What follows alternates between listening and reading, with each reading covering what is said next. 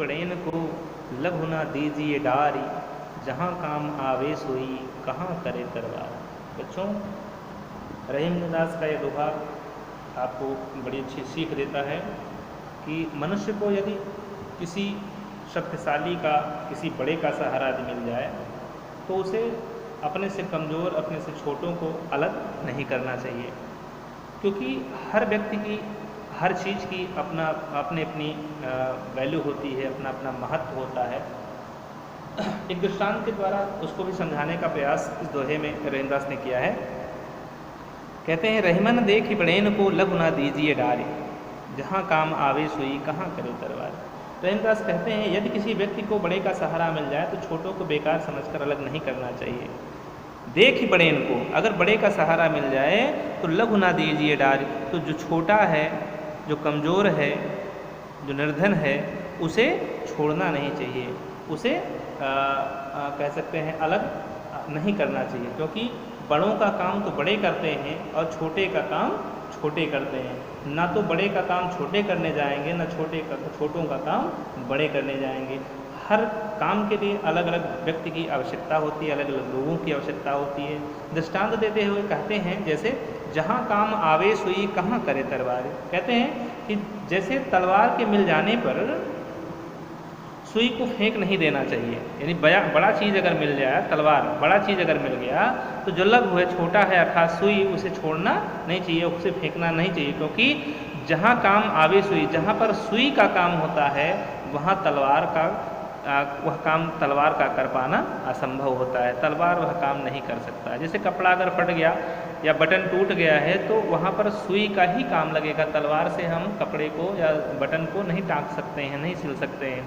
लेकिन अगर किसी लड़ाई में लड़ना है तो हम सुई से लड़ाई नहीं कर सकते हैं। अर्थात कहने का मतलब ये कि हर व्यक्ति का अपना अपना महत्व होता है, अपने अपने स्थान पर होता है, इसलिए कभी भी किसी को निंदनीय नहीं समझना चाहिए। ठीक, ये नीति का दोहा है। अगला दोहा हम देखते हैं, यों रहीम सुख होत है बढ़त देख निज गोत, जो बड़री अखियाँ निरख आँखिन को सुख होत। यहाँ रहीमदास ने मनुष्य को अपनी कुल की वृद्धि को देखकर प्रसन्न होने की बात कही है। उन्होंने बताया है कि मनुष्य अपनी कुल वृद्धि देखकर बहुत प्रसन्न होता है। और दृष्टांत, हर नीति में इन्होंने एक दृष्टांत देने का प्रयास किया है।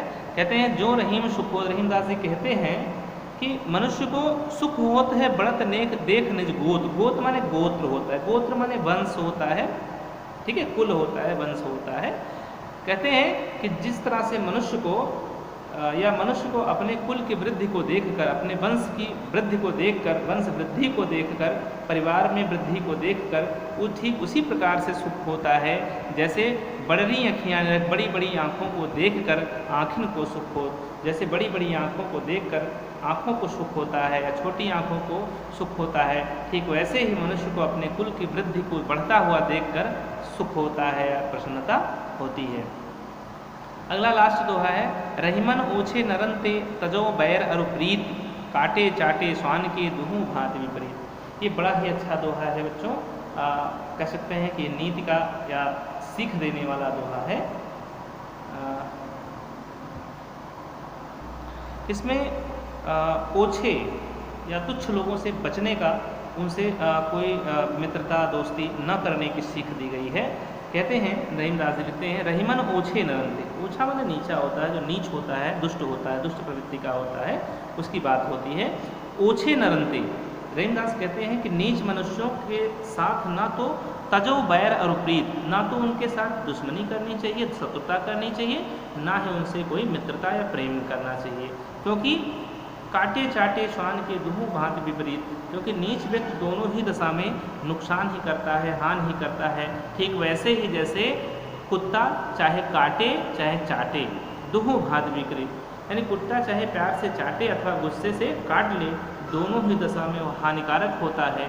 ठीक वैसे ही जो नीच व्यक्ति होता है, ओछा व्यक्ति होता है, उससे ना तो मित्रता करनी चाहिए और ना ही शत्रुता करनी चाहिए, क्योंकि उसकी मित्रता और शत्रुता दोनों ही हानिकारक होती है। ठीक वैसे ही जैसे कुत्ते के काटने और चाटने दोनों ही तरह से हमें नुकसान ही होता है। इसलिए ऐसे मनुष्यों से हमें सर्वथा हमेशा दूर रहना ही अच्छा होता है, हमें इससे दूर रहना ही चाहिए।